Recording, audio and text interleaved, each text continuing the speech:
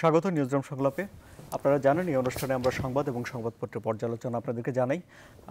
মূল দুটো বিষয় আমাদের সামনে রয়েছে আজ আলোচনা করার জন্য। একটি হলো প্রধানমন্ত্রীর ভারত সফর শেষে তিনি ফিরে এসেছেন, অনেক চুক্তি হয়েছে, সেগুলো নিয়ে কথা হচ্ছে। দ্বিতীয় বিষয়টি হলো নিউজ 24-এর একটি এক্সক্লুসিভ একটি ব্রেক বলতে পারেন। সেটি হলো যে অপু বিশ্বাস এসে বলছেন তার সন্তান আছে এবং সেই সন্তানের পিতা সাকিব খান। সাকিব খান বলছেন তিনি সন্তানের দায়িত্ব নিতে পারেন কিন্তু অপুর দায়িত্ব নেবেন না।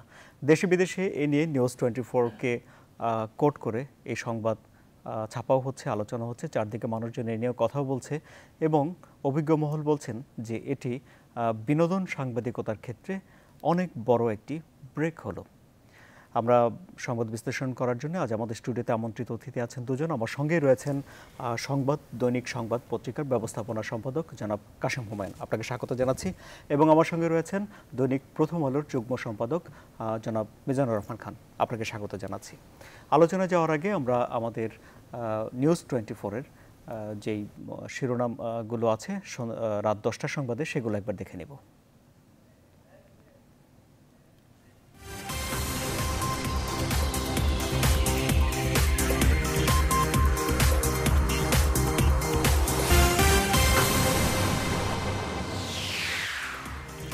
তিস্তা নিয়ে মোদির আশ্বাসে ভরসা রাখছেন শেখ হাসিনা, ভারতীয় ব্যবসায়ীদের বাংলাদেশে বিনিয়োগের আহ্বান।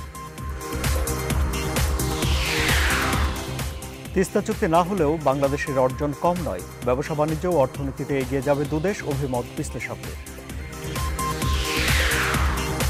প্রাণ ভিক্ষার আবেদন নাকচের কপি কাশিমপুর কারাগারে, মুফতি হান্নানের ফাঁসি কার্যকরের অপেক্ষা। সাকিব খানের কাছে বিয়ে ও সন্তানের স্বীকৃতি চান অপু বিশ্বাস, নিউজ 24-এর সাথে একান্ত সাক্ষাৎকার। আমি অনেক কষ্ট সহ্য করেছি, অনেক অনেক অপমানিত, লাঞ্ছিত, টর্চার অনেক হয়েছে, আমি কোনোদিন মুখ ফুটে বলিনি।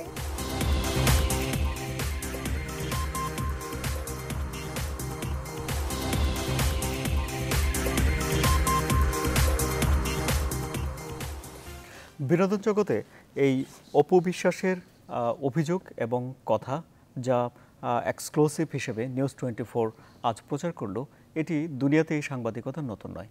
আমেরিকাতে, কানাডাতে কিংবা ব্রিটেনে বা উন্নত দেশে, পার্শ্ববর্তী দেশ ভারতেও এরকম সাংবাদিকতার অনেক নজির আছে। কিন্তু বাংলাদেশের ক্ষেত্রে এই ধরনের ঘটনা, এত বড় সিনেমা জগতের গোপন করে রাখা একটি ঘটনা এভাবে লোকসম্মুখে এসে চলে আসা, এটিকে অনেকটাই অভিনব মানছেন অনেকে।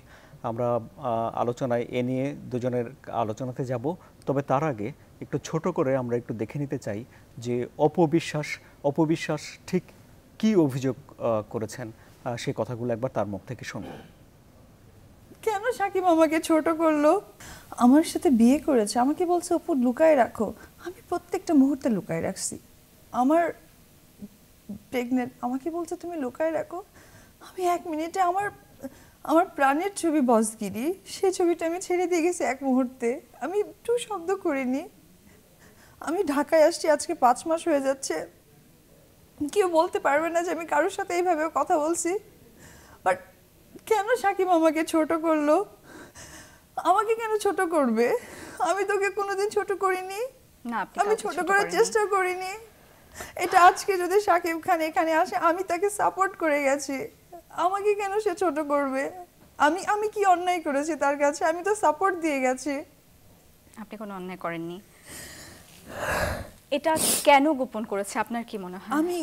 আমি চেয়েছি যে সাকিবের ক্যারিয়ার ভালো হোক, কিন্তু আমাকে ছোট করে না। আপনার ক্যারিয়ার? আমি আমার ক্যারিয়ার চিন্তা করিনি। আমি চেয়েছি ও ভালো থাকলে আমি ভালো থাকবো, কিন্তু যে মানুষ আমি তার ভালো চাচ্ছি সে আমাকে ছোট করে দিয়েছে। আজকে একটা নিউজ আসছে, সেই নিউজে আমি তো 80টা সিনেমা করেছি, আমাকেও তো জানে। আমি কেন ছোট হব? এই কথাটা আমাকে অ্যান্সার করুক। এখন যদি সে বলে যে না তুমি ছোট হওনি, কিছুদিন আগে কত নিউজ হয়েছে, তারপরও এই বিষয়টা কি ছোট হওয়ার মধ্যে পড়ে না?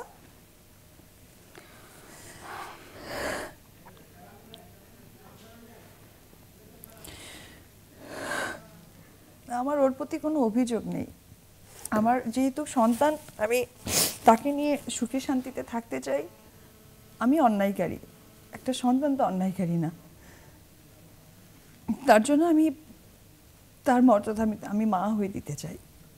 আপু, আপনি বললেন একটু আগে যে আপনার যখন সন্তান হয়েছেন তখন শাকিব খান আপনার পাশে ছিলেন না।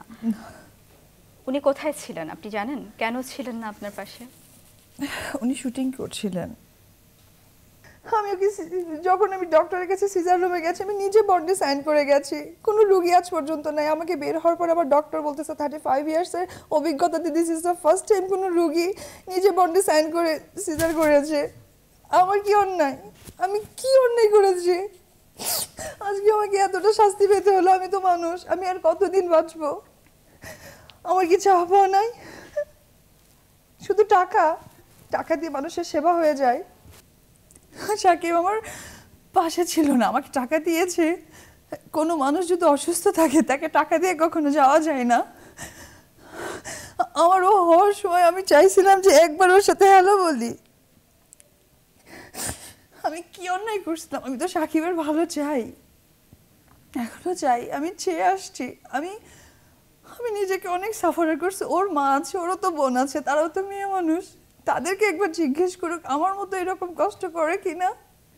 আমার কি অন্যায়? আমি নায়িকা, আর আমার অন্যায় আমি শাকিবকে অনেক সাপোর্ট করেছি, এটা আমার অন্যায়? আমি অনেক সাপোর্ট করেছি, আমি 10 মাস আড়ালে গেছি, আমাকে নিয়ে অনেক বিদ্রূপ মন্তব্য হয়েছে, আমি গায়ে লাগাইনি। আমি জানি আমার শাকিবকে ঠিক রাখতে হবে। আমি এতদিন 8 বছর চুপ ছিলাম, কারণ আমি তখন একা ছিলাম। আজকে আমি এই জন্যই চুপ নাই, কারণ আমার সাথে ও আছে। আজকে আমার থেকে ওর ভালোটা দেখার দায়িত্ব আমার। আমি মনে করি শাকিব যদি প্রোগ্রামটা দেখে থাকে, ওর দায়িত্ব হবে দূর থেকে ওকে দোয়া করে যাবে। আফসোস সে বাবা, ওর অন্যটা কি? একদিন তো শাকিবও ছোট ছিল, ওর বাবার কোলে তো ছিল, সামাজিক মর্যাদা পেয়েছে, তো ওর অন্যটা কোথায়?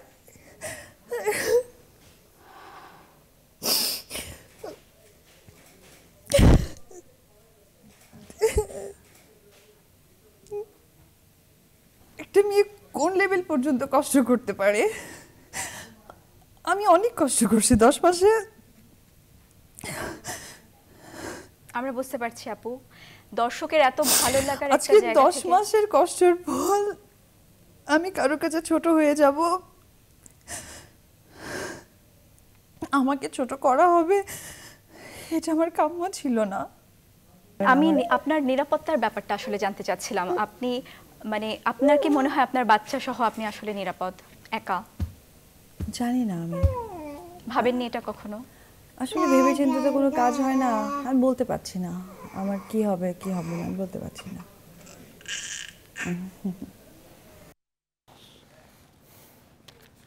জি, অপু বিশ্বাস বলছিলেন পুরো 45 মিনিটের ইন্টারভিউর কিছু অংশ আপনাদের দেখানো হলো। তিনি বলছিলেন তার সামনে কি হবে না হবে তিনি সেটি জানেন না। আলোচনা শুরু করছি, তবে তার আগে চট করে 3টি দৈনিক আছে আমার হাতে, সেগুলো শিরোনামগুলো আপনাদের জানিয়ে দিই। বাংলাদেশ প্রতিদিন, দিল্লিকে কড়া বার্তা হাসিনার, চাইলাম পানি দিল বিদ্যুৎ, সম্পর্কের ভবিষ্যৎ পানি বন্টনে। বিয়ের 9 বছর পর বাংলাদেশ প্রতিদিনে চাঞ্চল্যকর তথ্য নায়িকা অপুর, কাঁদলেন অপু, বললেন সাকিব আমার সন্তানের পিতা, সন্তানের দায়িত্ব নেবেন সাকিব, অপুর নয়। কালের কণ্ঠ, দিল্লিতে সংবর্ধনা ও ব্যবসায়ী সম্মেলনে প্রধানমন্ত্রী, দেশ বিক্রির কথা যারা বলেন তারা অর্বাচীন, কিছু বিধান কোনো দলই মানছে না, বিনা ভোটে নির্বাচিত হওয়ার বিধান আইন সিদ্ধ হলেও গ্রহণযোগ্যতা প্রশ্ন দূর হয়নি। Daily Sun, PM calls for more Indian investment, she assures businessmen of 100 PC profit repatriation, blast BNP for accusing government of selling country. জনাব মিজানুর রহমান খান, সন্তানের দায়িত্ব নেবেন সাকিব, অপুর নয়। এত বড় একটি নিউজ ব্রেক হলো, আমরা আমাদের সিইও নঈম নিজাম ভাইকে একটা অভিনন্দন জানাতেই পারি, এই খবরটি তিনি ব্রেক করেছেন। এটার আইনগত দিক তাহলে কি দাঁড়ায় যে আমি সন্তানের দায়িত্ব নেব, কিন্তু যে সন্তানের মা তার দায়িত্ব নেয়ার ঘোষণা নেই? ধন্যবাদ আপনাকে। না, নিঃসন্দেহে সাংবাদিকতার জায়গা থেকে মিডিয়ার জন্য এটা একটা বড় ধরনের নিউজ ডিসক্লোজার, তাতে কোনো সন্দেহ নেই। কিন্তু আপনি আসলে, আমি তো ঠিক ওরকম প্র্যাকটিসিং লয়ার নই, আমি হয়তো কিছুটা আপনার এই অনুষ্ঠানে যখন শুনলাম যে এই প্রসঙ্গটা আসবে, তখন আমি আসলে আমার একজন জ্যেষ্ঠ বন্ধু, যিনি ঢাকা ল রিপোর্টের সম্পাদক, তিনি একজন বিজ্ঞ আইনজীবী, খুরশিদ আলম খান, ওনার সঙ্গে আমি কথা বললাম। তো আমার যেটা মনে হয়েছে যে আপনি যদি আইনগত জায়গা থেকেও মানে এটা বাইরেও রাখেন, তাহলে যদি আপনি নৈতিক জায়গাটা সব থেকে বড় এবং সামাজিক পারিবারিক মূল্যবোধের জায়গা থেকে যদি দেখেন, তাহলে পরে এই যে কথাটা আপনি বলেছেন, ঠিক এটা তো কোনোভাবেই সমর্থনযোগ্য নয়, গ্রহণযোগ্য নয়, বরং এটা খুবই দুঃখজনক, এটা একটা লজ্জার বিষয় এরকমের একটি উচ্চারণ। তবে আসলে এটা এখনই এভাবে বলাটা কতটা সমীচীন, কারণ হচ্ছে যে আপনি একটি অংশ, একটি ভাষ্য আমরা দেখেছি, আপনি তো তার ইন্টারভিউটা হয়তো আপনারা পরে চেষ্টা করবেন, বা তার বক্তব্য এখনো হয়তো উদ্ধৃতি আগামীকাল 11টা 12টার দিকে সাকিব খান সংবাদ সম্মেলন করবেন বলে তিনি ঘোষণা দিয়েছেন, সেখানেও আচ্ছা, খুব ভালো। আমার মনে হয় যে তাইলে পরে আমি কোনো সাবজেক্টিভ আলোচনার মধ্যে যেতে চাই না, কারণ আপনি যেটুকু বলেছেন তিনি কালকের পর্যন্ত, আমি বিশ্বাস করি যে কথাটা এসছে এটা সবাইকে খুবই বিস্মিত এবং আঘাত দেবে, বিশেষ করে মূল্যবোধের জায়গা থেকে। সেটা আমার ধারণা যে তিনি তার সাংবাদিক সম্মেলনেও সেই সময় এটা হয়তো তাৎক্ষণিকভাবে একটা আবেগের বশে বলেছেন, তখনও তিনি এই বিষয়টা বলবেন বলে আমি মনে করি না, আমি বিশ্বাস করি। কারণ হচ্ছে দেখেন, এখানে আইনগত জায়গা যদি দেখেন, তাহলে পরে হচ্ছে যে আমাদের পারিবারিক যে অধ্যাদেশ 1985 সালের যে আইনটা রয়েছে, এই আইনে যে 5টা বিষয় রয়েছে, সেই 5টা বিষয় কিন্তু এই যে ডিসপিউটটা আমরা একটা সম্ভাব্য দেখতে পাচ্ছি, এটা খুব পারিবারিক আদালতের বিচার্য একটি বিষয় হবে। এবং সেক্ষেত্রে আপনার এই যে সন্তানের ভরণ পোষণ, দাম্পত্য পুনরুদ্ধার, বা যদি বিয়ে ভেঙে যায়, এই সবগুলো কিন্তু ওই 5টার মধ্যে অন্তর্ভুক্ত। এবং এখানে আরেকটা পয়েন্ট হচ্ছে যে আপনার ধর্মান্তরিত হওয়া। তো এখানে একটা কিন্তু খুব একটা ইন্টারেস্টিং বিষয় রয়েছে। এখানেও আমার ধারণা যে এটা অপু বিশ্বাসের যে অবস্থান, আমি আবারও বলছি, আমি এটা মানে অবজেক্টিভলি বলতে চাই, মানে অর্থাৎ এই ঘটনার প্রেক্ষিতে বলছি না আমি, যদি এরকমের অন্য ক্ষেত্রে ঘটে সেই রকমের ভাবে আমি বলতে চাই যে সেটা হচ্ছে যে একবার মানে এটা হচ্ছে যে ধরুন আপনার তখন এটা 90 দশকের শেষের দিকে হবে, একটা প্রশ্ন আসলো, কারণ হচ্ছে আমাদের এই অধ্যাদেশটা হয়েছিল 1985 সালে, এই আইনটাকে রিপ্লেস করলো 1961 সালের মুসলিম পারিবারিক আইন। তো ওখানে আপনি দেখবেন যে ওখানে মুসলিম শব্দটা ছিল, কিন্তু যখন এই অর্ডিন্যান্সটা করা হলো তখন এই মুসলিম শব্দটা বাদ দিয়ে দেয়া হলো। তো তাহলে পরে ব্যাপারটা দাঁড়ালো, তখন একটা রিট হলো, একটা মামলা আসলো, এবং দুজন বেঞ্চ দুই রকমের রায় দিলেন, মানে অর্থাৎ বিভক্ত একটা রায় হলো। সেটা হচ্ছে এই প্রশ্নে যে এই অর্ডিন্যান্সটা এটা মুসলিম না হিন্দু বা মানে অন্য ধর্মাবলম্বীর ক্ষেত্রে এটা সবার জন্য এটা প্রযোজ্য হবে, নাকি আগের মতোই এটি শুধুমাত্র মুসলমানদের জন্য প্রযোজ্য হবে। তখন এটা দুই রকমের রায় হলো। তাই নিয়ম অনুযায়ী যদি ভেঙে যায় তাহলে এটা তৃতীয় একজন বিচারকের কাছে যায়, তখন এটা গ্রেটার বেঞ্চের একটা ডিসিশন, এবং সেটা প্রিজাইড করেছিলেন মাহমুদুল আমিন চৌধুরী, যিনি পরে প্রধান বিচারপতি হয়েছেন। ওই মামলায় কিন্তু এটা ডিসাইড করা হয় যে এই ক্ষেত্রে ধর্মীয় পরিচয় দেখা হবে না, মানে এই আইনটা সবার জন্য প্রযোজ্য। সুতরাং এখানে এই যে বিতর্কটা আমরা দেখতে পাচ্ছি, সেক্ষেত্রে এটা পারিবারিক আদালতের বিচার্য একটি বিষয়। আমি এটুকুই বলি যে এটি আমি সেটাই বলি যে আমার ধারণা যে এটা বেশি লোককে, মানে আমি এটা চাইবো যে এটা একটা আমাদের যে ভ্যালুজ রয়েছে, নৈতিক অবস্থান রয়েছে, এই সিনেমা জগতে ধরুন এরকমের লুকোচুরি, ঘোষণা দিতে দেরি করা, আগে পিছে, এই জায়গাগুলো অত বেশি অস্বাভাবিক নয়। তো এখন এটার আমরা একটা যৌক্তিক, সম্মানজনক, উভয়ের জন্য সম্মানজনক একটা পরিণতি, কারণ বাচ্চাটির একটি ভবিষ্যৎ রয়েছে। তো সব দিক থেকে একটা সম্মানজনক সমাধান দরকার, কারণ বাংলাদেশের চলচ্চিত্র জগতে তারা খুবই নন্দিত, জনপ্রিয়।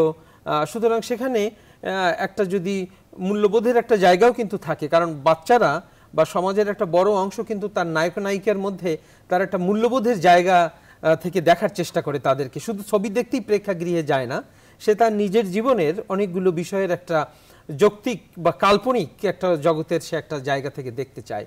তো সেই কনসান্সটা যাতে তারা আঘাত না দেন এরকমের একটা অবস্থায় এর একটা মীমাংসা হবে সেই আশা আমি করব। জি, কাশেম মোহাম্মদ ভাই, নায়ক নায়িকাদের অনেক প্রভাব সমাজের উপরে পড়ে, তাই না?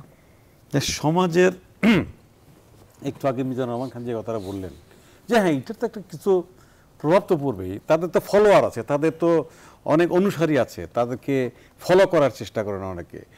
তো ন্যাচারালি তার তো একটা সমাজের উপর বলেন একটা বেশ রকমের একটা প্রভাব তারা তৈরি করেন। এখন প্রশ্নটা হচ্ছে যে বিশেষ করে এই ক্ষেত্রে, এই সাকিব খান আর অপুর ক্ষেত্রে, আমি মিজানুর রহমান খান তো আইনের কিছু ব্যাখ্যা দিলেন, আমি যেটা বলবো ভ্যালুজের দিক থেকে, যে আমি আইনের নিয়ে এত ঘাটাঘাটি করি না, তো ন্যাচারালি আমার পক্ষে এগুলোর একটা কিছু বলা আমার পক্ষে মানে আসলে খুব সম্ভব না। তো যেটা হচ্ছে যে আপনি যদি এখানে দেখেন যে এখানে আমি যে ইন্টারভিউটা আমরা দেখলাম, সেখানে অপু বিশ্বাস যে কথাটা বলার চেষ্টা করেছেন, যে খুব জোরের সাথে বলেছেন যে সে বিবাহিত এবং সে অলমোস্ট ছবি থেকে চলে গেছেন, ছবি ছেড়ে, এবং এটা হচ্ছে যে সাকিব খানের জন্য সে গেছেন। এখন প্রশ্নটা হচ্ছে যে আজকে ধরেন 2008 সালে বিয়ে হয়েছে এবং 2008 থেকে 17, অলমোস্ট কত বছর? 9 বছর, 9 বছরের কাছাকাছি। তো সেই জায়গাটা 9 বছর এটা কিন্তু গোপন ছিল। এবং গোপন ছিল কেন? গোপন ছিল আমার প্রশ্ন হচ্ছে যে বিয়েই যদি করে থাকেন তাহলে গোপন ছিল। এখানে অপু বিশ্বাস একটা কথা বলে, যে প্রশ্নটা ছিল তার কাছে, যে তার কেরিয়ারের কথা চিন্তা করে হয়তো এটা ওপেন করে নাই। সাকিব খান যেটা তার কেরিয়ারের কথা বলেছেন। এখন আমি যেটা, আপনি যদি পাশাপাশি দেখেন যে ইন্ডিয়ান ফিল্ম ইন্ডাস্ট্রিতে দেখেন যে আপনার অনেক বিবাহিত নায়ক শুরু থেকেই বিয়ে করেই নায়ক হয়েছেন, তাদের কেরিয়ারে তো এগুলো নিয়ে খুব মানে খুব একটা মানে কেরিয়ার বাধাগ্রস্ত হয় নাই। আপনি যেমন ধরেন শাহরুখ খান যখন ফিল্ম ইন্ডাস্ট্রিতে আসে তখন কিন্তু বিয়ে করেই সে এসছে, এবং স্টিল শাহরুখ খান অন্তত নট লেস দেন 20 বছর ফিল্ম জগতে আছে, ভালো দাপটের সাথে আছে। এবং এই 20 বছর কম না, আমার 2 দশকের বেশি হবে তার অবস্থানটা, জানেন কত? এই 2 দশকের বেশি হবে, আমি বলতে পারবো না, 2 দশকের বেশি হবে আমার মনে হয়, প্রায় অনেক বেশি হবে। তো এখনো কিন্তু সে দাবড়ে বেড়াচ্ছেন, এবং সেই জায়গায় কিন্তু তার স্ত্রী গৌরী, হ্যাঁ, একজন হিন্দু মহিলা, এবং আমি জানি না সে মানে মুসলমান হয়েছে কিনা, এগুলো মানে হ্যাঁ, তো মুসলমান হয়েছে কিনা এটা আমার জানা নেই, হ্যাঁ এটা আমার জানা নেই। তবে আমি তো দেখছি যে তাদের সংসারটা ভালোই চলছে। আপনি দেখেন অন্য নায়িকাদের, যেখানে আপনি বিয়ে হয়েছে অনেকের ঘর ভেঙেছে, যে আপনি যদি ইয়ের দিকে, ধর্মেন্দ্রের দিকে যান, ধর্মেন্দ্রের কথা যদি চিন্তা করেন, ধর্মেন্দ্র কিন্তু শেষ পর্যন্ত আবার হেমা মালিনীকে বিয়ে করেছেন। দিলীপ কুমার নিয়ে স্ক্যাম নাই, না সায়রা বানু তো তার কাছে আছে, মাঝখান দিয়ে বোধহয় আরেকজন একজন মহিলার সাথে নিয়ে কথাবার্তা উঠেছিল, এবং সেখানে কিন্তু মানে দিলীপ কুমার কোনো কমেন্ট করে নাই, হ্যাঁ, স্টিল এই কমেন্ট করে নাই। এর মানে হচ্ছে যে সামথিং মানে কিছু ঠিকই আছে। এখন সেটা আলটিমেটলি এখন সে সায়রা বানুর সাথে থাকেন, মানে এই বিয়েটা অনেকদিন দীর্ঘ সময় হচ্ছে। আবার সাইফ আলী খানের দিকে যান আপনি, সাইফ আলী খান তো ডিভোর্স দিয়ে আবার করিনা কাপুরকে বিয়ে করলো। তো ফিল্ম ইন্ডাস্ট্রিতে এগুলো অহরহ ঘটে। আমরা যদি ভারতকে ধরেন, বলিউডকে একটা মানে বিশেষভাবে দেখি, যে উচ্চ একটা ফিল্মের মানে এখানে বেশ মানে একটা উচ্চতায় আছে বলিউড, সেই জায়গাটা কিন্তু এগুলো ঘুরছে অহরহ। এখানে কিন্তু আপনার বিবাহিত মানে ভাঙছে, বিয়েটাকে কেউ ওইভাবে গোপনও করে না। তো এইখানে কেন যে এটা 9 বছর গোপন রইল, এটা আমার বোধগম্য না। এখন অপু বিশ্বাসের কথাটা মনে হচ্ছে যে এটা সাকিবের কেরিয়ারের জন্য এটা মানে এটা গোপন রাখা হয়েছে। তো আমি এই যে এটা যেটা হয়ে থাকে, তাহলে আমার কাছে মনে হয় এটা আমার কাছে খুব মানে এটা যুক্তিযুক্ত মনে হচ্ছে না।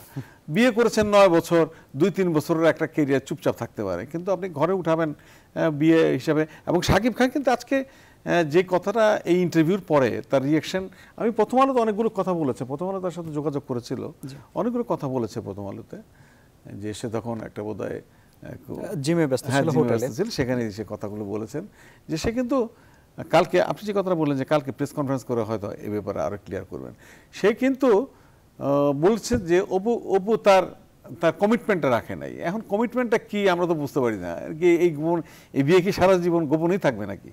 এখন এই গোপন রাখার কারণে কিন্তু এই জিনিসটা এইভাবে এসছে। আজকে যদি অপুকে বিয়ে করার পরে, আজকে এই বাচ্চা হওয়ার পরে তারা যদি ঘর সংসার করতো, তাহলে কিন্তু এইরকম একটা আমার মনে হয় না কারো কিছু মানে জনপ্রিয়তার আসবে তো, এরকম না। কিন্তু তারা আসলে প্রথম সারি, বাংলাদেশে একেবারে প্রথম সারিতেই আছেন তারা এই দুজন। এখন আইনগত দিক বলেন আর আপনার যদি মানে এগুলো খুব আলোচিত বিষয়, আমাদের দেশে এরকম ঘটনা কি ঘটে না, ঘটছে, অহরই ঘটছে, কিন্তু সেগুলো হয়তো আমরা খুব মানে ওইভাবে দেখি না। কটা ঘটনা প্রকাশ্যে আসে, যারা কিংবদন্তি, যারা জনপ্রিয়, সেই সমস্ত জিনিস যখনগুলো আসে তখনই এগুলো আলোচনায় আসে। তবে এখন পার্টিকুলারলি এই ঘটনাটা, যে সাকিব আর অপুর এই ঘটনাটা, আমার যেটা মনে হচ্ছে, জানি না কোথায় গিয়ে এটা শেষ হবে, তবে শাকিব খান আজকে কিন্তু এটা পরিষ্কার করেছেন বাচ্চা তার, এবং বিয়ের কথা স্বীকার করেছেন। এখন হচ্ছে, একটু আগে আমি মিজানুর রহমান খানের সাথে আলাপ করছিলাম, আপনার সাথেও করছিলাম ইনফর্মালি, যে শাকিব তো পর্যন্ত স্বীকার করে নিয়েছে যে তার বিবাহের কথা, তার বাচ্চার কথা। হ্যাঁ, তাহলে বিয়ে করেছে, বাচ্চাও আছে, এটা ক্লিয়ার। এখন ছিল এটা গোপনটা দিচ্ছে এনাদার বিতর্ক, এটা কেন গোপন রয়েছে, এটা তো খুব একটা হয়তো মুখরোচক হতে পারে আলোচনার জন্য, কিন্তু এটা আমার কাছে খুব, যদি আপনি কিন্তু বিয়ের কথাটা মনে হয় বলেছে সরাসরি, এটা আপনি দেখেছেন? হ্যাঁ, বলেছে যে হ্যাঁ, সন্তানকে স্বীকার করেছে, বিয়ের কথাও স্বীকার করেছে। এখন একটা শাকিব খান বলেছে না, তাহলে পরে এটা যদি, এই তথ্য যদি সঠিক হয়, হ্যাঁ, তাহলে পরে তো এটা তিনি এখন যে অবস্থান বজায় রাখছেন, কে শাকিব খান, হ্যাঁ, সেটা কিন্তু ফৌজদারি অপরাধ এবং দণ্ডনীয় অপরাধ। না, কেন হবে এটা? না, দুইটা জিনিস হচ্ছে, একটা হচ্ছে এখানে যেটা বিষয়টা হচ্ছে, একটা হচ্ছে গোপন, না বিয়ের বা সন্তানের কথা নয়, সেটা হচ্ছে যে এই যে স্ত্রীকে অস্বীকার করে নাই এখন পর্যন্ত, না কালকে জানি না কি হবে। না, সেটাই বলছে সন্তানের দায়িত্ব নেব, কিন্তু অপর নয়। না, এটা এখন স্ত্রী হিসেবে অপু বিশ্বাসকে মেনে না নিলেও হ্যাঁ সন্তানকে মেনে স্ত্রী হিসেবে মেনে নিচ্ছেন না। এর মানে আপনি ধরেন যে এটা একটা চূড়ান্ত ক্লাইম্যাক্সে চলে গেছে। হ্যাঁ, এই ক্লাইম্যাক্সে আপনি ধরেন যে এটা আইনগত কি দাঁড়াবে জানি না, কিন্তু এটা আমার কাছে মনে হচ্ছে যে এটা তো এই বিয়ে তো টিকবে না, যা আমি যে ধারণা করতে পারি। এখন সালিশি পারিবারিক আদালত, সেটা তো অন্য কথা, কিন্তু মানে অর্থাৎ হচ্ছে যে তাকে তার সাবেক স্ত্রীর যে মর্যাদা, তিনি নিশ্চয়ই ডিভোর্সের সিদ্ধান্ত নিতে পারেন। মেবি এটাই তো আইনগত অবস্থান, তো এটাই হতে পারে। কিন্তু তাকে তো তার সাবেক স্ত্রীর মর্যাদা, সেগুলো তো বিয়েটার ব্যাপারে একটা সিদ্ধান্ত এলো যে তিনি মানলেন না, তিনি কিন্তু 9 বছর ধরে তিনি যে গোপন রাখলেন, এবং এই যে 9 বছর ধরে মেয়েটি যে অভিযোগ করলো যে তাকে ছোট করা হয়েছে, তাকে কষ্ট দেওয়া হয়েছে, ইভেন সে যখন সিজার করার জন্য অপারেশন থিয়েটারে যাচ্ছে তার নিজের সিগনেচার নিজেই দিতে হয়েছে, তখন কিন্তু এই নায়ক ভারতে ছবি করতে গেছেন এবং গত 10 মাস ধরেই দেশে দেশে ঘুরে বেরিয়েছেন অপু বিশ্বাস। এসব কথা তিনি আমার কাছে মনে হচ্ছে কি যে এখানে একটা দুজনের মধ্যে একটা দূরত্ব তৈরি হচ্ছে, এটা পরিষ্কার। নাহলে এইভাবে ওপেনলি বলবে না, তো বলার তো কোনো কারণ নেই। হ্যাঁ, দুজনের ভিতরে একটা দূরত্ব হচ্ছে। আরেকটা যেটা আমি মিডিয়াতে দেখলাম, আরেকটা মেয়েকে নিয়ে এই প্রশ্ন উঠেছে, আরেকজন নায়িকা নিয়ে। এটা দেখেছেন যে এইটার সাথে কোনো অ্যাফেয়ার্স আছে কিনা আমি জানি না। এটা দেখলাম যে আবার একটা নতুন ভাবে একজন নায়িকার কথা আসছে এখানে, জানি না শেষ পর্যন্ত কি দাঁড়ায়, যে তার সাথে ছবি টবি করছে, তার সাথে এরকম বোধহয় একটা কিছু আছে। এটা কিন্তু অপু বিশ্বাস বলেছেন যে বসগিরি ছবিটি তার প্রাণের ছবি, যে ছবিটি তিনি সে নায়কের কথায় ছেড়ে দিয়ে চলে গেছেন। এই ছবিটি করেছেন নবাগত বুবলি। যাই হোক, এখন এটার সাথে অ্যাফেয়ার্স আছে কিনা, মানে অপু বিশ্বাস সেটা তো বলেছেন, এখন এটার সাথে অ্যাফেয়ার্স আছে কিনা, দিস ইজ অ্যানাদার কোশ্চেন। কিন্তু প্রশ্নটা হচ্ছে যে আপনার এই অপু বিশ্বাসকে নিয়ে শাকিব খান কি করতে পারেন। হ্যাঁ, এখন দেখার বিষয় এটা, যে এখন হচ্ছে আইনগত দিক হচ্ছে যে বিয়ে তো হয়েই থাকে, এখন বাচ্চাকে স্বীকার করা। তাহলে ধরে নেন আমরা যদি ওই প্রকাশে কে কি মন্তব্য করছেন এটাকে যদি মানে ওইভাবে নাও নেই, বিবেচনায় না নেই, তাহলে একটা জিনিস ক্লিয়ার মিজান, যে আপনার সে বাচ্চাকে স্বীকার করছে, শাকিব খান কিন্তু বাচ্চাকে স্বীকার করছে, আমি বাচ্চার দায়িত্ব নেব কিন্তু অপুর দায়িত্ব নেব না। তাহলে বাচ্চাকে স্বীকার না, সেই দায়িত্ব নেওয়ার মধ্য দিয়েই তার সবটা শেষ হয়ে যাবে না। যদি যদি অপু বিশ্বাস এটা দাবি করেন যে তাকে তিনি নির্যাতনের শিকার হয়েছিলেন এবং সেইটার বিষয়ে তিনি তো প্রতিকার চাইতে পারেন। না, সেটা তো আইন যদি পারমিট করে। একটা বিরতি নেই, বিরতি থেকে ফিরে এসে আরো সংবাদ, আরো বিশ্লেষণ আছে। আমাদের সঙ্গে আছেন জনাব কাশিম হুমায়ুন, আমাদের সঙ্গে আছেন জনাব মিজানুর রহমান খান। দর্শক, আপনারাও আমাদের সঙ্গে থাকুন।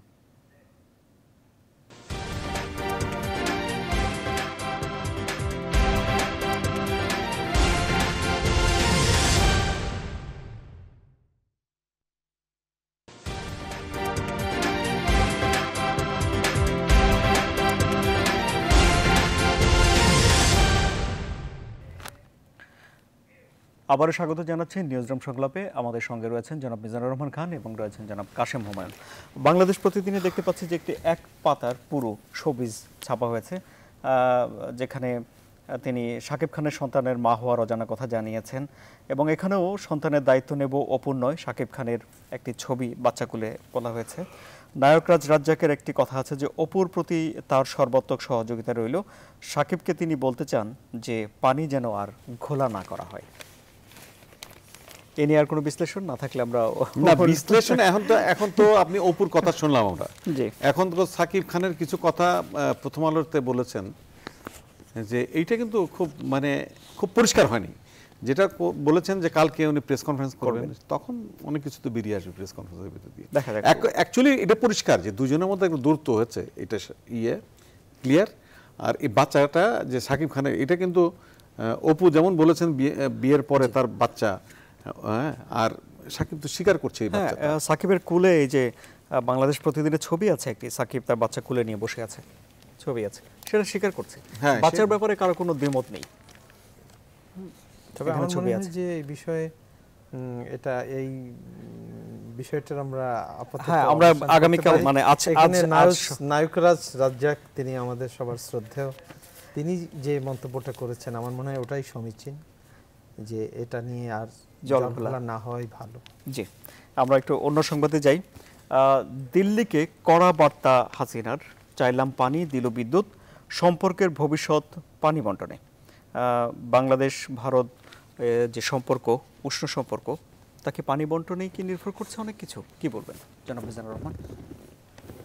দেখুন, বাংলাদেশ ভারত সম্পর্কটা এখন যে পর্যায়ে উন্নীত হয়েছে, সব থেকে আমাদের কনসার্ন হচ্ছে যে এই যে পর্যায়টা রয়েছে সেটা যাতে কোনোভাবেই ক্ষতিগ্রস্ত না হয়। তো এখন সেই জায়গা থেকে সেটা তো শুধু আমাদের চাইলেই কিন্তু হবে না, মানে বিষয়টা যেহেতু দ্বিপক্ষীয় স্বার্থ এবং একটা পারস্পরিক বোঝাপড়ার উপরে নির্ভর করছে। তো সেটার দিক থেকে যদি দেখেন, ইন্ডিয়ান প্রেসেই এটা আমরা দেখেছি যে বাংলাদেশ ভারতের যত উদ্বেগ বা যত তার প্রয়োজন রয়েছে সেটা মিটানোর ক্ষেত্রে এই সরকারের উপরে তাদের কোনো অভিযোগ নেই এবং সেটা যথেষ্টভাবে শেখ হাসিনা সরকারের উপর, মানে আওয়ামী লীগ সরকারের উপর, সেটা যথেষ্টভাবে সেটা অ্যাড্রেস করা হয়েছে। তো এখন এটা তো খুব পরিষ্কার যে অ্যাকচুয়ালি হয়েছে কি, যেমন কিছুর সঙ্গে কিছুর গিভ অ্যান্ড টেক ডিপ্লোমেসিতে আছে, কিন্তু পানিটা আমার মনে হয় যে আমাদের জন্য বা যে কোনো লোয়ার রাইপেরিয়ান কান্ট্রির জন্য সেটা কিন্তু এরকমের গিভ অ্যান্ড টেকের বিষয় না। মানে আমি এটা বলতে চাই না যে আমাদের যেহেতু প্রতিরক্ষা চুক্তিটা হয়েছে, যেমন আমি বিএনপির একজন দায়িত্বশীল নেতার উদ্ধৃতি দেখেছি এভাবে, তা কিন্তু তিনি কোনোটাকেই মানে অর্থাৎ তারা যে বিষয়টিকে নিয়ে রাজনীতি করছেন সেটাই প্রমাণ হয়, তারা কিন্তু দুটো কাজের কোনোটার প্রতি সুবিচার করলেন না। মানে আমি মন্তব্যটা দেখেছি এভাবে যে তিস্তা চুক্তি না হলে, যদি তিস্তা চুক্তি না হয় তাহলে প্রতিরক্ষা চুক্তি হতে পারে না, কিন্তু তারা আবার প্রতিরক্ষা চুক্তিটাকে দেশের জন্য ক্ষতিকর বলছেন, কিন্তু সেটা এক্সপ্লেইন করছেন না যে তারা কোন তথ্যের ভিত্তিতে এই কথাটা নির্দিষ্টভাবে বলছেন। এইখানে যে জায়গাটা সেটা হচ্ছে যে তিনি তাহলে পরে কি বলতে চাইছেন যে যদি তিস্তা চুক্তিটা হতো তাহলে পরে প্রতিরক্ষা সহযোগিতা নিয়ে যে ধরনের চুক্তিই হোক না কেন এতে আমাদের কোনো অসুবিধা নেই। সুতরাং যেটা বোঝা যায় সেটা হচ্ছে যে রাজনীতিটা খুব বড় হয়ে উঠছে এবং হয়তো আমরা আগামী কয়েকদিনে এই যেভাবে আমরা আগে থেকেও দেখে আসি যে পাল্টাপাল্টি দোষারোপ বা এই ধরনের এই যে দেশ বিক্রি হয়ে যাওয়া, এই শব্দটা খুব একটা কমন। আবারও আমাদের রাজনীতিতে অনেক দিন পরে এই দেশ বিক্রি শব্দটা কিন্তু অনেক দিন অনুপস্থিত ছিল। ভারতের সাথে আমাদের একটা দীর্ঘদিনের সম্পর্ক, এটাও একটা দেখার বিষয় যে আমাদের পলিটিক্সে আবার এই কথাটা আবার ফিরে এসছে। এটা খুব ক্ষতিকর, আমাদের রাজনীতির জন্য ক্ষতিকর, দুদেশের সম্পর্কের জন্য ক্ষতিকর। কিন্তু যেটা সবকিছু ছাপিয়ে যেটা বড় সত্য সেটা হচ্ছে যে পানি নিয়ে এবারে যা ঘটেছে সেটা কিন্তু আসলে আমাদেরকে হতাশ করেছে। কারণ আমরা এই বিষয়টি হচ্ছে যে আবারও, এবং বিশেষ করে আমি বলবো যে আমাদের মিডিয়া এবং ভারতের মিডিয়ার ক্ষেত্রে আপনি যদি দেখেন তাহলে পরে তারা যে দুটো বিষয় বড় সত্য সেই কথার কোনো তাদের উল্লেখ নেই। একটি হচ্ছে তারা বারবার এটাকে দেখাচ্ছেন, আবারও মমতাকে দিল্লিতে আনার দুটো দিক রয়েছে। একটা হচ্ছে পজিটিভ দিক, যে তাকে একটা গুড হিউমারে রেখে বা তাকে একটা তার শুভেচ্ছা নিয়ে কেন্দ্রীয় সরকার এই সমস্যার সমাধানটা করতে চান। কিন্তু একই সঙ্গে আমি বলবো যে সেটার তো একটা শেষ থাকতে হবে। মানে এই অবস্থাটা চলছে 2011 থেকে এ পর্যন্ত সময়, এবং বাংলাদেশ স্বাধীন হওয়ার পরে এটা মনে রাখতে হবে এবারই কিন্তু আমাদের এই রকমের এটার জন্য ভয় পাচ্ছি, এরকমের কাছাকাছি তিস্তা নিয়ে বিশেষ করে এই রকমের অবস্থা কিন্তু এবারই প্রথম নয়। আওয়ামী লীগই প্রথম করছে তা কিন্তু নয়। 36-39% এরকমের একটা রেশিও, 25% পানি নদীতে থাকবে, এরকম একটা 93-তে এরকম দুই দেশের মধ্যে একটা সাইন প্রোটোকল বা এমওইউ সাইন হয়েছিল। কিন্তু দেখেন সেই জায়গাটা কিন্তু না, সেই জায়গাটা কিন্তু টেকেনি। আমি বলবো যে সাইন হওয়ার পরেও সেই চুক্তি কিন্তু কার্যকর হয়নি। তারপরে সে 1983 পরে 2011 এই দীর্ঘ সময়ের পরে একটা জায়গা এসছে যেখানে পলিটিক্যাল গভর্নমেন্ট, ইলেক্টেড দুই দেশের সরকারের সদিচ্ছা, এই জায়গাটা থেকে যে এরকমের একটা জায়গা হতে পারে সেটা তো আমরা কেউ আশা করিনি। এখন দেখেন বারবার রাজ্যের কথা বলা হচ্ছে, এটা খুব দুর্ভাগ্যজনক দিক। সেটা হচ্ছে যে তাদের সংবিধানে এটা ঠিক যে রাজ্য স্টেট লিস্টে রাখা আছে সংবিধানে, এটা সত্য, কিন্তু সবাই শুধু এটাকে বড় করে দেখছে। কিন্তু তার 3টা আর্টিকেলের পরেই এসে 253-তে বলছে যে উপরে যা কিছু বলা আছে তা সত্ত্বেও কেন্দ্রীয় সরকার আন্তর্জাতিক অঙ্গীকার এবং চুক্তি বাস্তবায়নের জন্য রাজ্যকে জিজ্ঞেস করবে না, রাজ্যের কোনো মতের কোনো প্রয়োজন নেই। এ কথা সংবিধান যখন বলে দেয়, আর ভারতের প্রধান মিডিয়া, তাদের থিঙ্ক ট্যাঙ্ক, তাদের রাজনীতিবিদ, তাদের পার্লামেন্টে কেউই এটাকে ইন্টারপ্রেট করছে না।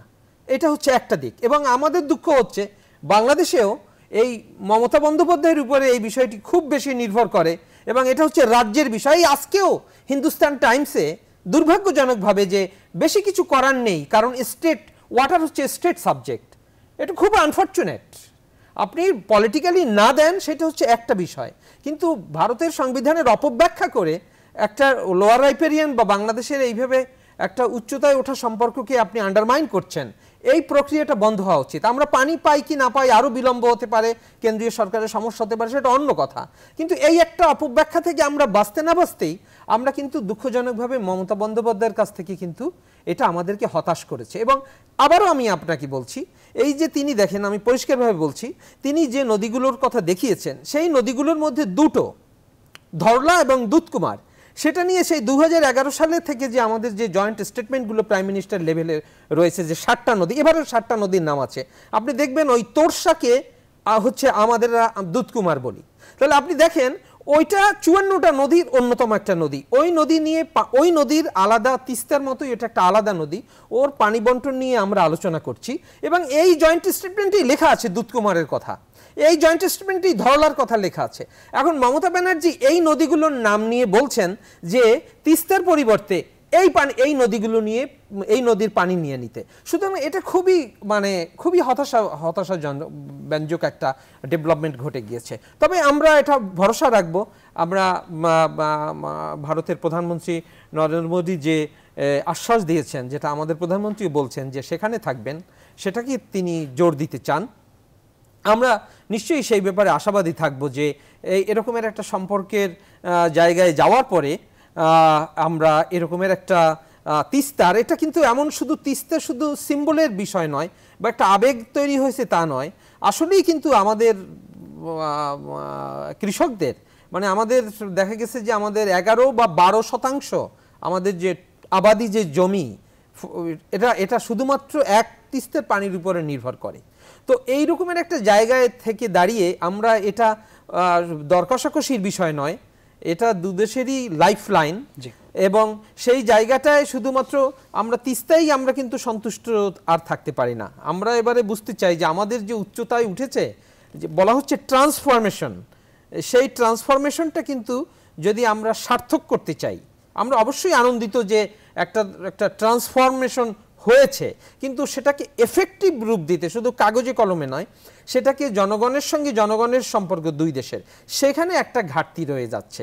মানে অর্থাৎ সরকার টু সরকারের যে সদিচ্ছা বা সম্প্রীতি বা শুভেচ্ছা যেটা তৈরি হয়েছে, সেটা এখন দরকার দুই দেশের জনগণের পর্যায়ে নিয়ে আসা, এবং পুরো 16 কোটি জনগণকে এই উচ্চতায় ওঠার সম্পর্কের যে আনন্দ, সেটা স্বতঃস্ফূর্তভাবে পেতে হলে কিন্তু অভিন্ন নদ নদীগুলো, যেটা 54টাই, এর একটা আমরা শুনেও ছিলাম যে একটা ব্রড বেসড একটা ফ্রেমওয়ার্ক এগ্রিমেন্ট হবে। কারণ এইভাবে যদি আপনারা দেখেন, এই 54-র মধ্যে আমরা 45-46 বছরে শুধু একটি নদী করতে পেরেছি। সুতরাং আমাদেরকে ওই ব্যাপক ভিত্তিক একটা এগ্রিমেন্টের দিকে কিন্তু আমাদেরকে ওদিকে নজর রাখতে হবে। বাংলাদেশ এবং ভারতের জনগণ টু জনগণ সম্পর্ক বৃদ্ধি করতে পানি বন্টন জরুরি বলছেন জনাব মিজানুর রহমান, আপনি কি বলবেন? আমি তার সাথে একমত। আসলে আপনি যদি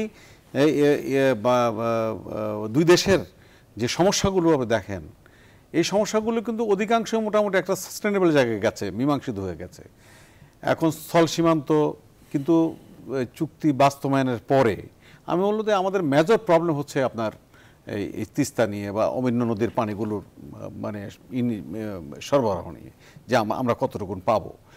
এই ছাড়া তার বাকি তেমন কোনো সমস্যাও নাই এখন বিষয়। আর ভারতের যে সাইডটা সবচেয়ে বড় বাংলাদেশ থেকে যে থ্রেটটা ছিল, সেটা হচ্ছে 2001 থেকে 6 পর্যন্ত এখানে ভারতের লাগোয়া বাংলাদেশের সীমান্ত 6টা স্টেটেই এই আপনার একটা বাংলাদেশ থেকে একটা ইনসার্জেন্সির একটা প্রবলেম ছিল মারাত্মকভাবে, যেটা এই বর্তমান গভর্নমেন্ট ক্ষমতায় আসার পরে এই জায়গাটায় একটা শূন্য একেবারে জিরো ইয়েতে নামিয়ে আনা আছে, যে Indian territory, Bangladesh territory safe for India.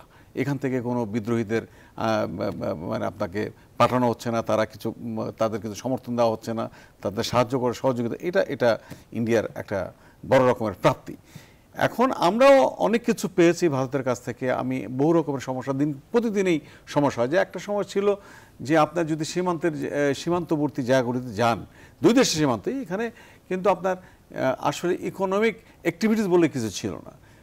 তো সেই অ্যাক্টিভিটিসটা ছিল কিন্তু আপনার শুধু স্মাগলিং বেসড, যে এইখানকার মাল ওদিকে যায়, ওদিকের মাল এদিকে আসে, এর ভিতর দিয়ে কিন্তু আপনার ইকোনমিক অ্যাক্টিভিটিসটা পরিচালিত হতো, তাদের রোজগারের বিষয়টা। এখন সেই জায়গাটা তো দুই সরকার একটা মতৈক্যে পৌঁছেছে, আমার সীমান্তে হাট বসেছে এবং আরও সীমান্তে হাট বসানো হচ্ছে। কারণটা কি? কারণ তো একটাই, যে এই বর্ডার এরিয়ার লোকগুলো কিন্তু কিছু ইকোনমিক অ্যাক্টিভিটিসের মধ্যে থাকুক, এক নম্বর। আর দুই নম্বর হচ্ছে এর ভিতর দিয়ে কিন্তু দুই দেশের ম্যান টু ম্যান একটা যেই কথাটা একটু আগে বললেন, যে মানুষের মধ্যে যোগাযোগ, এটা হোক, এটা হওয়ার একটা লক্ষণ। আর তারপরে আপনি কতগুলো বিষয় আছে, যে আপনি ধরেন ভিসাটা আপনি ইন্ডিয়া রিসেন্টলি যেটা করেছে, ভিসা ব্যবস্থাটাকে বেশ সহজীকরণ করেছে। একটা সময় যে বেশ ইন্ডিয়ান ভিসা পেতো আজ থেকে 3-4 মাস আগেও বেশ কষ্ট হতো, এখন কিন্তু বেশ এটা ইজি হয়ে গেছে।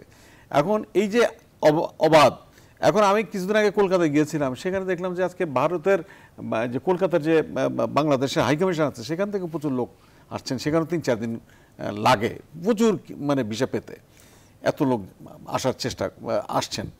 এখন এই ম্যান টু ম্যান আপনি যদি লোকজন যাওয়া আসা করে, তাহলে কিন্তু ম্যান টু ম্যান একটা মানে আপনার রিলেশনগুলো ডেভেলপমেন্ট হয়।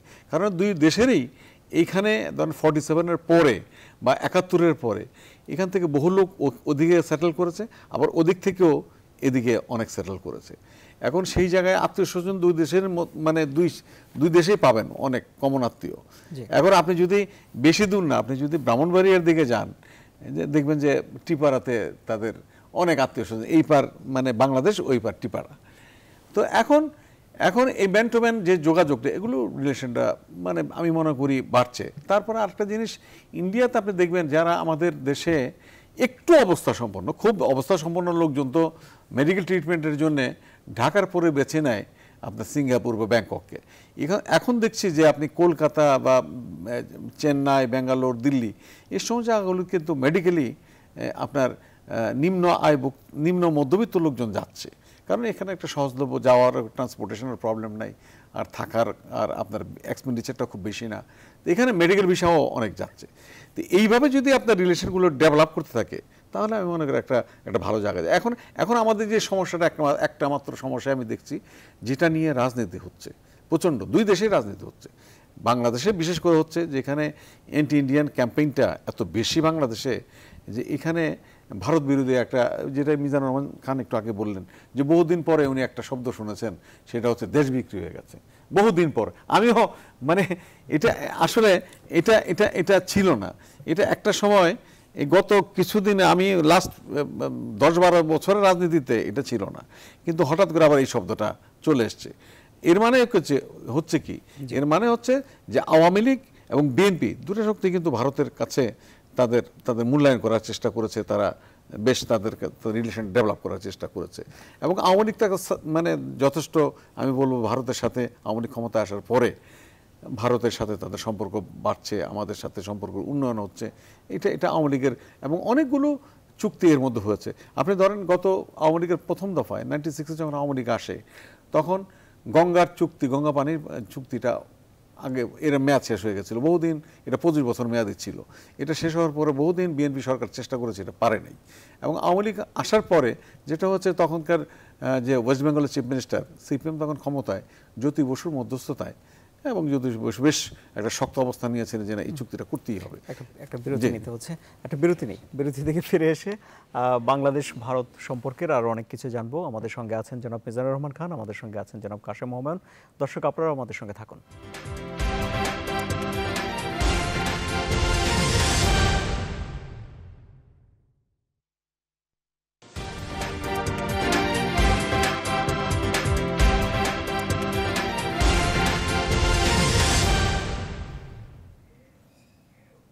আবারও স্বাগত জানাচ্ছি, দেখছেন নিউজরুম সংলাপ।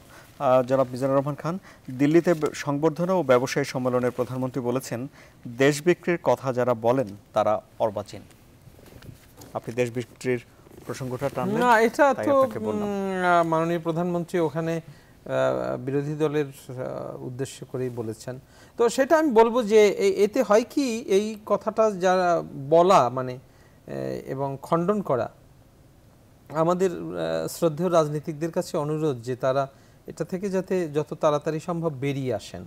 আবার এটার হয় কি, এটা যদি আপনি বেশি বেশি আপনার অপোজিশনকে উদ্দেশ্য করে বলেন, তাহলে পরে দেশের, আপনি যদি আবার রাষ্ট্রকে দেখেন, মানে অর্থাৎ সীমান্তের বাইরে থেকে যদি রাষ্ট্রের দিকে তাকান, তাহলে ওই রাষ্ট্রের মান মর্যাদাটা, সেটা আমরা নিজেরা অনেক ঝগড়া বিবাদ করি, সেটা অন্য কথা। কিন্তু আমরা যদি ফরেন পলিসির কোনো বিষয়ে, আমাদের পেছনে অনেক অপ্রিয় উক্তি রয়েছে, এবং এই পলিটিক্স থেকে ভারতকে কিছুটা হলেও কম বেশি কার্ড হিসেবে ব্যবহার করা, সেটা আর আমরা উল্লেখ নাই করলাম। রিসেন্ট পাস্টেও আমরা দেখেছি যে এটা কি ব্যবহার করা হয়েছে। এটা আওয়ামী লীগ মাত্রাগত তারতম্য রয়েছে, কারণ হচ্ছে যে বিএনপি বা জামাত বা এদের একটা ঐতিহাসিক ধারাবাহিকতা, মুসলিম লীগ এই একটা স্কুল আছে, এদের একটা বিষয় রয়েছে। কিন্তু আবার এর যারা অপোজিট রয়েছে, তারাও যে কখনো কখনো এই বিষয়টিকে নেয় নাই, কার্ডটাকে ব্যবহার করার, সেটা কিন্তু নয়।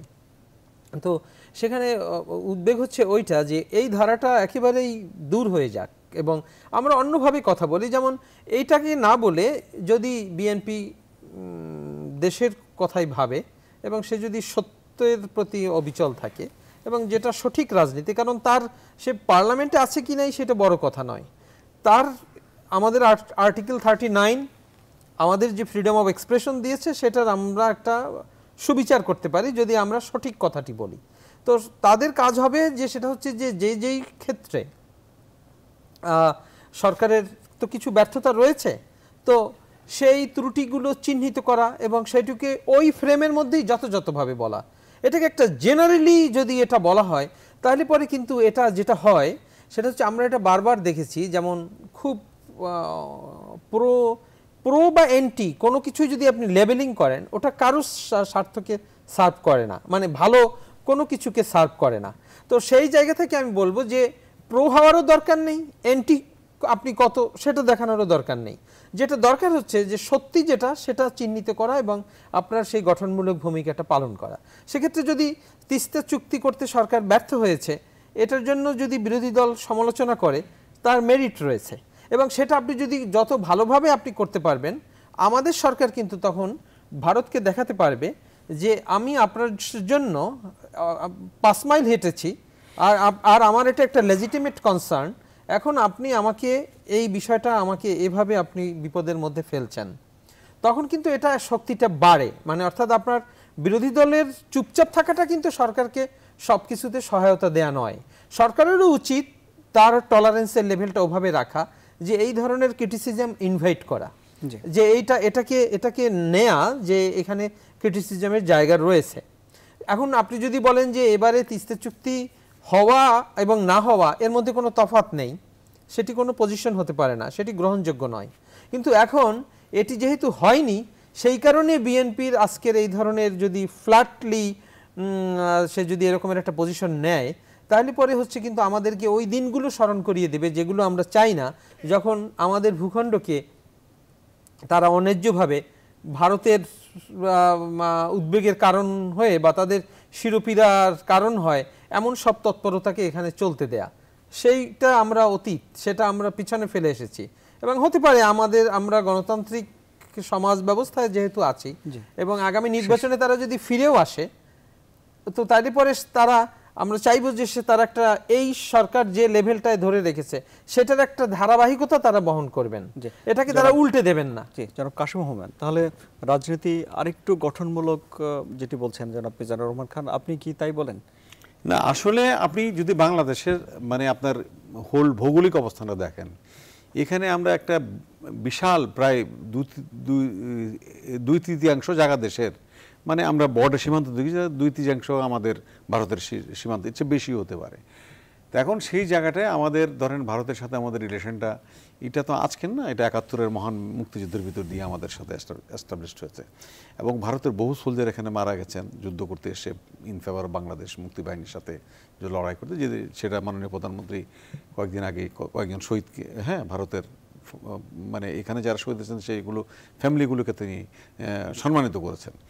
এখন এই রিলেশনগুলোকে যদি আপনি আমাদের যদি ধরে রাখতে হয় এবং আর দিন দিন আরও উচ্চতা নিয়ে যেতে হয়, তাহলে আমি মনে করি যে ভারতকে আমাদের একটু মানে একটু বেশি ছাড় দিতে হবে।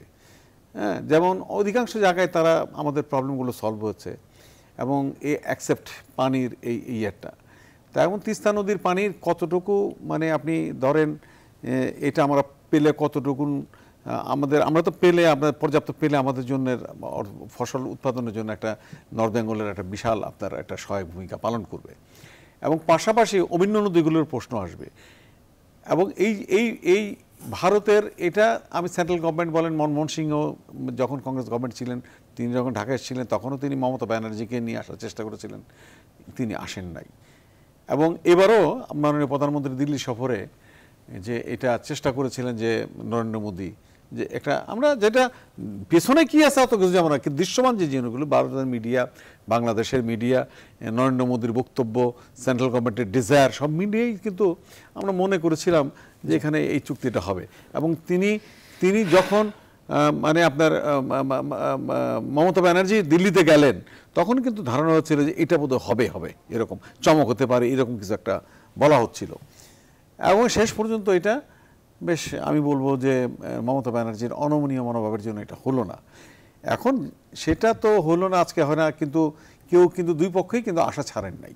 এখন আমাদের মাননীয় প্রধানমন্ত্রী যে কথা আজকে দিল্লিতে বলেছেন যে আমি ভারতীয় প্রধানমন্ত্রী নরেন্দ্র মোদীর বক্তব্যের আশাবাদী, যে আর এখানে যেটা জোর দিয়ে বলা হচ্ছে যে এই গভর্নমেন্টের যে টেনিউরটা কিন্তু খুব নরেন্দ্র মোদীর 2 বছরের টেনিউর আছে, আমাদের এই গভর্নমেন্টের মানে 15-2 বছর টেনিউর আছে এই মেয়াদের নির্বাচনের। তো এই সময়টার মধ্যেই যে এটা চুক্তি হতে পারে এরকম একটা আভাস পাওয়া যাচ্ছে। তো বেটার আমরা যদি হয়ে যায় তাহলে একটা সাস্টেনেবল আমি দুই দেশের সম্পর্কে একটা উচ্চতা শিখরে যাবে। এবং সবচেয়ে বড় বিষয়টা হচ্ছে যে ভারত বিরোধী যে একটা প্রপাগান্ডা এই দেশে চলে সেটা কিন্তু অনেকটা বন্ধ হয়ে যাবে। শেষ করতে হবে জনাব মিজানুর রহমান খান, এক বাক্যে আপনার শেষ কথা শুনে অনুষ্ঠান শেষ করব। আমি ওটাই আশা করব যে শুধু তিস্তা চুক্তি, তিস্তাই নয়, আমাদের অভিন্ন নদীগুলোর একটা বড় কাঠামোর ভিতরে, যেমন আমরা স্থল সীমান্ত চুক্তি করেছি, আমাদের 4500 কিলোমিটার লম্বা সীমান্ত চুক্তি কিন্তু একটাই হয়েছে। তো নদী 54টা হতে পারে, চুক্তি একটি চাই। জি, অনেক ধন্যবাদ জনাব কাশেম মেহমান, শেষ কথা আপনার। না, আমরা তো চাই, যে আমি মিজানুর রহমান খানের সাথে একমত যে আমরা আসলে একটা এই আমাদের প্রতিবেশী ভারত একটা বড় দেশ, এই বড় দেশের সাথে ঝগড়াঝাটি করে এটা আমাদের পক্ষে সাস্টেইন করা খুব কঠিন হয়ে যাবে। তবে আমরা চাই যে একটা শান্তিপূর্ণ সহাবস্থানের ভিতর দিয়ে আমরা এগিয়ে যাব এবং আলাপ আলোচনার মধ্য দিয়ে, মাননীয় প্রধানমন্ত্রী কিন্তু এই কথাটা আজকে বলেছেন জোর দিয়েই, যে আলাপ আলোচনার ভিতর দিয়ে আমাদের সমস্যাগুলো সমাধান করতে হবে। এবং এটা কন্টিনিউয়াস প্রসেস, আলাপ আলোচনা হচ্ছে আপনি কন্টিনিউয়াস, এটা আলাপ আলোচনা নির্ভর করে কিন্তু আপনার সম্পর্কের উপরে। দুনিয়ার সব দেশেই ক্ষুদ্র রাষ্ট্রের বড় শক্তি হচ্ছে তার কূটনীতি, দক্ষতা দিয়ে, সেই কূটনীতি দিয়ে তার ঘাটতি পূরণ করতে হয়। তো আমার মনে হয় যে বাংলাদেশের কূটনীতিবিদদের এটা ভাবার সময় এসছে যে তারা যথেষ্ট দক্ষতার সঙ্গে এই কূটনীতিটা করতে পারছেন কিনা। জি, অনেক ধন্যবাদ জনাব মিজানুর রহমান খান, অনেক ধন্যবাদ জনাব কাশেম হুমায়ুন। দর্শক আপনাদেরকে অনেক ধন্যবাদ, আমরা বিদায় নিচ্ছি। এরপর আপনারা দেখবেন নিউজ 24 সংবাদ। শুভরাত্রি।